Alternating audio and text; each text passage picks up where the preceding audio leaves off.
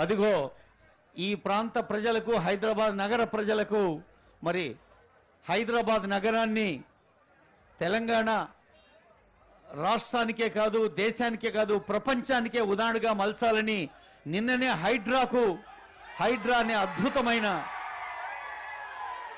ఎంతో ఉత్సాహంతో, ఆనందంతో ఆనరబుల్ సీఎం గారిని స్వాగతిస్తున్న ప్రజలకు ధన్యవాదాలతో సభకు అధ్యక్షత వహిస్తున్న అరికపూడి గాంధీ గారు ముందుగా స్వాగత వచనాలు పలకాల్సిందిగా కోరుతున్నాను. Presidential address by Shri Gandhi గారు.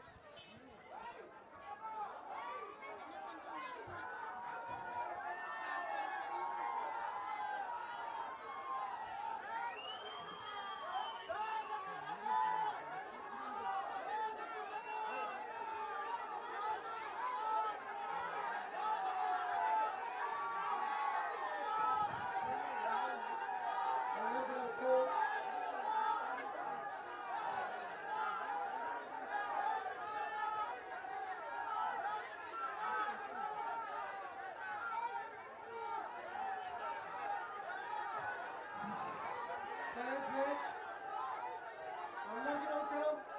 చాలా సంతోషం. మొట్టమొదటిసారిగా గౌరవ పెద్దలు ముఖ్యమంత్రి వర్యులు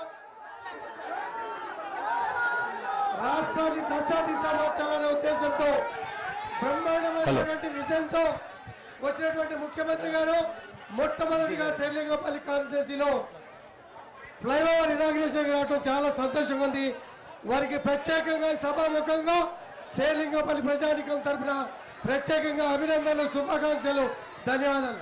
అలాగే ఈ కార్యక్రమానికి వచ్చినటువంటి శ్రీనివాస్ రెడ్డి గారికి, రెవెన్యూ మంత్రివర్యులు శ్రీనివాస్ రెడ్డి గారికి, అలాగే గౌరవ పెద్దలు మిత్రులు మన శ్రేయభిలాషి ఆర్ఎంపీ మంత్రివర్యులు కోమటిరెడ్డి,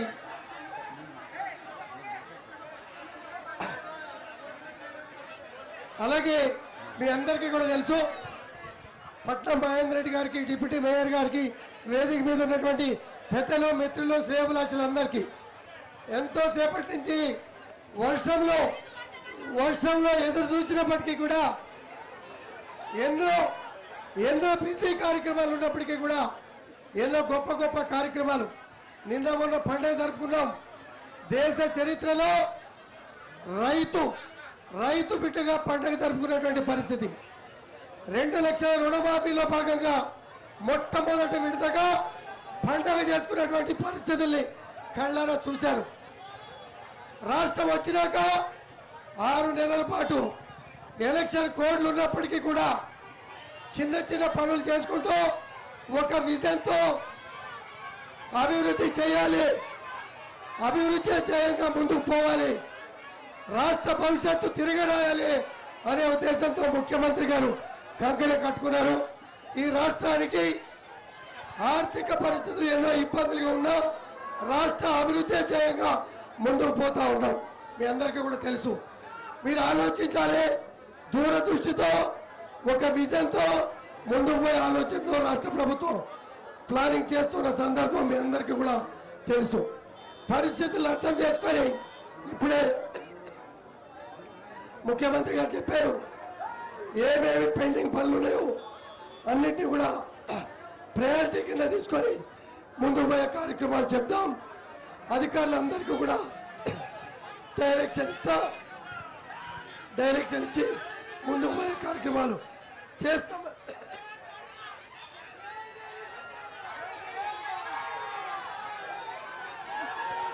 ముందుకు పోయే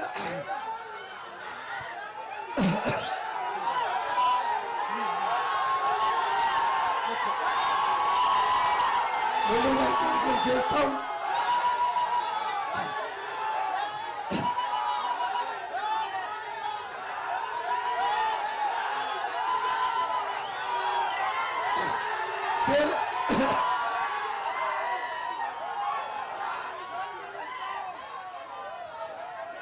శేర్లింగపల్లి ప్రజలు ఒకటే కోరుకున్నారు, అభివృద్ధి ధ్యేయం, అభివృద్ధితోనే ముందుకు పోతాం.